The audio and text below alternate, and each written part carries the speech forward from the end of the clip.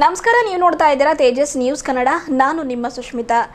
ಸಂವಿಧಾನ ಜಾಗೃತಿ ಜಾಥಾ ಬೀದರ ತಾಲೂಕಿನ ಚಿಟ್ಟ ಹಾಗೂ ಯದಲಾಪುರ ಗ್ರಾಮ ತಲುಪಿದ್ದು, ಗ್ರಾಮದಲ್ಲಿ ಹಲವು ಇಲಾಖೆಯ ಅಧಿಕಾರಿಗಳು, ಗ್ರಾಮದ ಹಿರಿಯರು, ಮುಖಂಡರು ಸೇರಿದಂತೆ ಗ್ರಾಮಸ್ಥರು, ಶಾಲಾ ವಿದ್ಯಾರ್ಥಿಗಳು ಸಂವಿಧಾನ ಜಾಗೃತಿ ಜಾಥಾ ಸ್ತಬ್ಧ ಚಿತ್ರದ ವಾಹನಕ್ಕೆ ಬಹಳ ಅದ್ದೂರಿಯುತವಾಗಿ ಪುಷ್ಪದ ಸುರಿಮಳೆ ಸುರಿಸುವ ಮೂಲಕ ಬ್ಯಾಂಡ್ ಬಾರಿಸುವುದರ ಜೊತೆಗೆ ಕ್ಯಾಂಡಲ್ ಮಾರ್ಚ್ ಹಮ್ಮಿಕೊಳ್ಳುವ ಮೂಲಕ ಯದಲಾಪುರ ಸೇರಿದಂತೆ ಚಿಟ್ಟ ಗ್ರಾಮದ ಹೊರವಲಯದಿಂದ ಗ್ರಾಮದಲ್ಲಿ ಆಯೋಜಿಸಿದ ವೇದಿಕೆ ಕಾರ್ಯಕ್ರಮದವರೆಗೂ ಮೆರವಣಿಗೆಯ ಮೂಲಕ ಬರಮಾಡಿಕೊಳ್ಳಲಾಯಿತು. ಬಳಿಕ ತಾಲೂಕಾ ಆಡಳಿತ, ತಾಲೂಕಾ ಪಂಚಾಯತ್, ಸಮಾಜ ಕಲ್ಯಾಣ ಇಲಾಖೆ, ತಾಲೂಕಾ ಬೀದರ್ ವತಿಯಿಂದ ಸಂವಿಧಾನ ಜಾಗೃತಿ ಜಾಥಾ ಕುರಿತು ವೇದಿಕೆ ಕಾರ್ಯಕ್ರಮವನ್ನು ಹಮ್ಮಿಕೊಳ್ಳಲಾಯಿತು.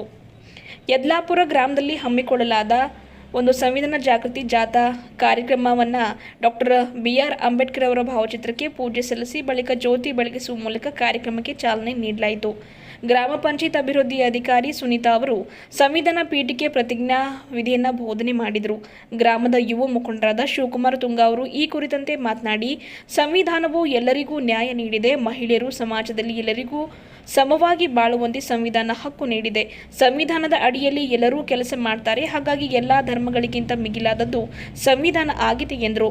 ನೋಡಲ್ ಅಧಿಕಾರಿ ಗೌತಮ್ ಮರಳಿ ಅವರು ಇದೇ ವೇಳೆ ಮಾತನಾಡಿ, ಸಂವಿಧಾನ ಎನ್ನುವುದು ಬರೀ ಒಂದು ಜಾತಿಗೆ ಮಾತ್ರ ಸೀಮಿತ ಎನ್ನುವಂಥ ಮನಸ್ಥಿತಿ ಎಲ್ಲರದಾಗಿದೆ. ಅದನ್ನು ಹೋಗಲಾಡಿಸಲೆಂದೇ ಸರ್ಕಾರ ಸಂವಿಧಾನ ಕುರಿತು ಜಾಗೃತಿ ಮೂಡಿಸಲೆಂದೇ ಈ ರೀತಿಯ ಒಂದು ಜಾಥಾ ಕಾರ್ಯಕ್ರಮವನ್ನು ಹಮ್ಮಿಕೊಂಡಿದ್ದು, ನಾವೆಲ್ಲರೂ ಸಂವಿಧಾನ ಅಡಿಯಲ್ಲಿ ಕೆಲಸ ಮಾಡುವವರು ಇದ್ದೇವೆ. ಅದರಂತೆ ಪ್ರತಿಯೊಂದು ಗ್ರಾಮದಲ್ಲಿಯೂ ಕೂಡ ಬಹಳ ಅದ್ದೂರಿಯಾಗಿ ಸಂವಿಧಾನ ಜಾಗೃತಿ ಜಾಥಾವನ್ನು ಬರಮಾಡಿಕೊಂಡು ಅರ್ಥಪೂರ್ಣ ಕಾರ್ಯಕ್ರಮಗಳನ್ನು ಹಮ್ಮಿಕೊಂಡಿದ್ದು, ಜಿಲ್ಲಾಡಳಿತ ಪರವಾಗಿ ಕೃತಜ್ಞತೆ ಸಲ್ಲಿಸುವುದಾಗಿ ಮಾತನಾಡಿ ತಿಳಿಸಿದರು. ಇದು ಏನಾಗ್ತಿದೆ ಅಂತಂದ್ರೆ, ಸಂವಿಧಾನ ಅಂತಂದ್ರೆ ಡಾಕ್ಟರ್ ಬಾಬಾ ಸಾಹೇಬ್ ಅಂಬೇಡ್ಕರ್ ಅವರು ಬಂದಿದ್ದಾರೆ. ಇದು ಒಂದು ಯಾವುದೋ ಸಮಾಜಕ್ಕೆ ಸೀಮಿತ ಅಂತಕ್ಕಂಥ ಭಾವನೆ ಬಹಳಷ್ಟು ಜನರಲ್ಲಿ ಇವತ್ತಿಗೂ ಕೂಡ ಕಾಣ್ತಾ ಇದೆ. ಅದನ್ನ ಹೋಗಲಾಡಿಸ್ಲಿಕ್ಕೆ ಸರ್ಕಾರ ಒಂದು ಜಾಗೃತಿ ಜಾಥಾವನ್ನು ಮಾಡಿತ್ತು. ಸಂವಿಧಾನ ಯಾವುದೇ ಜಾತಿಗೆ, ಧರ್ಮಕ್ಕೆ ಸೀಮಿತ ಅಲ್ಲ, ಭಾರತದ ಪ್ರತಿಯೊಬ್ಬ ನಾಗರಿಕನಿಗೆ ಇದು ಸೀಮಿತ ಅಂತಕ್ಕಂಥದ್ದನ್ನು ತೋರಿಸ್ಕೊಡ್ಲಿಕ್ಕೆ ಒಂದು ಜಾಥಾವನ್ನು ಹಮ್ಮಿಕೊಂಡಿದ್ದೇವೆ.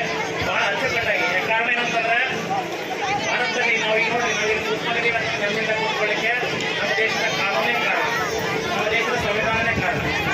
ವೆಹಿಕಲ್ ಎಲ್ಲ ಓಡಾಡ್ತಿದ್ದಾರೆ, ವೆಹಿಕಲ್ ಎಲ್ಲ ರೋಡ್ ಸೈಡಿಗೆ ಪಾರ್ಕ್ ಮಾಡಿದಾದ್ರೆ ಅದಕ್ಕೆ ಸಂವಿಧಾನದಲ್ಲಿರ್ತಕ್ಕಂಥ ಕಾನೂನೇ ಕಾರಣ. ಇಲ್ಲಾಂದ್ರೆ ಮನಸ್ಕೊಂಡಲ್ಲಿ ಗಾಡಿ ನಿಲ್ಲಿಸ್ತಿದ್ರು, ಮನಸ್ಕೊಂಡಲ್ಲಿ ಕೆಲಸ ಮಾಡ್ತಾ ಇದ್ರು, ಯಾವುದಕ್ಕೂ ಒಂದು ಇತಿಮಿತಿ ಅಂತ ಇರ್ತಿರಲಿಲ್ಲ.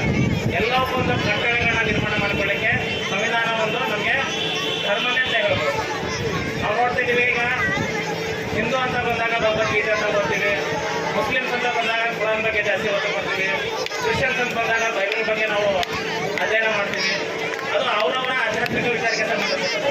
ಆದರೆ ಭಾರತೀಯ ನಾಗರಿಕನಾಗಿ ಭಾರತದ ಧರ್ಮ ಯಾವುದು ಅಂತಂದರೆ ಅದು ಸಂವಿಧಾನ. ಆ ಸಂವಿಧಾನವನ್ನು ಬರ್ಕೊಟ್ಟಂಥ ಡಾಕ್ಟರ್ ಬಾಬಾ ಸಾಹೇಬ್ ಅಂಬೇಡ್ಕರ್ ಅವರಿಗೆ ನಾವು ಎಲ್ಲರೂ ಕೂಡ ಕೃತಜ್ಞತರಾಗಿ ಈ ಒಂದು ಸಭೆಯಲ್ಲಿ ನಾವಿದ್ದಂಥ ಎಲ್ಲರೂ ಕೂಡ ಈ ಸಂವಿಧಾನ ಎಲ್ಲರಿಗೂ ಸಂಬಂಧಪಟ್ಟಂಥದ್ದು. ಅದರ ಅಡಿಯಲ್ಲಿ ನಾವೆಲ್ಲರೂ ಬದುಕಬೇಕಾಗಿದೆ, ಬಾಳಬೇಕಾಗಿದೆ ಅಂತಕ್ಕಂಥ ಜಾಗೃತಿಯನ್ನು ಮೂಡಿಸಲಿಕ್ಕೆ ಕರ್ನಾಟಕ ಸರ್ಕಾರ ಈ ಕಾರ್ಯಕ್ರಮ ಹಮ್ಮಿಕೊಂಡಿದೆ. ಇದು ಬಹಳ ಅಚ್ಚುಕಟ್ಟಾಗಿ ನೆರವೇರ್ತಾ ಇದೆ. ಗ್ರಾಮ ಪಂಚಾಯತಿ ಯತ್ನಾಪುರದವರು ಮತ್ತು ಗ್ರಾಮದ ಎಲ್ಲ ಜನರು ಬಹಳ ಬಹಳ ಆಸಕ್ತಿಯಿಂದ, ಉತ್ಸಾಹದಿಂದ ಈ ಒಂದು ಜಾಥಾದಲ್ಲಿ ಭಾಗಿಯಾಗಿದ್ದರೆ ತಮ್ಮೆಲ್ಲರಿಗೂ ಪೂರ್ವಕವಾಗಿ ವಂದನೆಗಳನ್ನು ಸಲ್ಲಿಸ್ತೇನೆ. ಇನ್ನೂ ಒಂದು ವಿಷಯ ಹೇಳ್ತೀನಿ ನಾನು. ಸಂವಿಧಾನ ಜಾಗೃತಿಕ ಕಾರ್ಯಕ್ರಮ ಅಂತಂದ್ರೆ ಇದು ಕೇವಲ ಒಂದು ಸಮುದಾಯಕ್ಕೆ, ಒಂದು ಜಾತಿಗೆ ಅಂತ ಇದು ಸಂಬಂಧ ಇಲ್ಲ. ಯಾಕಂತಂದ್ರೆ ಈ ಭೂಮಿಯಲ್ಲಿ ಜನಿಸಿರ್ತಕ್ಕಂಥ ಪ್ರತಿಯೊಂದು ಜೀವಿ ಜನಾಂಗದವರಿಗೆ ಇದು ಸಂವಿಧಾನವನ್ನು ಒಪ್ಪುತ್ತದೆ. ಯಾಕಂತಂದ್ರೆ ಕೆಲವೊಬ್ಬರು ಇದು ನಮ್ಗೇನು ಕೊಡ್ತದ, ಇದು ನಮ್ಗೇನಾದ್ರು ಸಂವಿಧಾನ, ಇದು ನಮ್ಗೆ ಸಂಬಂಧ ಇಲ್ಲ ಅಂತಂದ್ರೆ ಕೆಲವೊಬ್ಬರು ನಾಲೆಜ್ ಇಲ್ಲ ಅಂತಕ್ಕಂಥ ವ್ಯಕ್ತಿಗಳನ್ನು ಮಾತಾಡ್ತಾರೆ. ಆದರೆ ಇವತ್ತು ಈ ಸಂವಿಧಾನ ಉಳಿಬೇಕಂತಂದ್ರೆ, ಇವತ್ತು ಈ ಸಂವಿಧಾನ ಉಳಿದ್ರೆ OBC, SC, ST, ಮೈನಾರಿಟಿ ಎಲ್ಲ ಜನಾಂಗದವರಿಗೆ ಪ್ರತಿಯೊಬ್ಬರಿಗೆ ನ್ಯಾಯ ಸಿಗ್ತದೆ.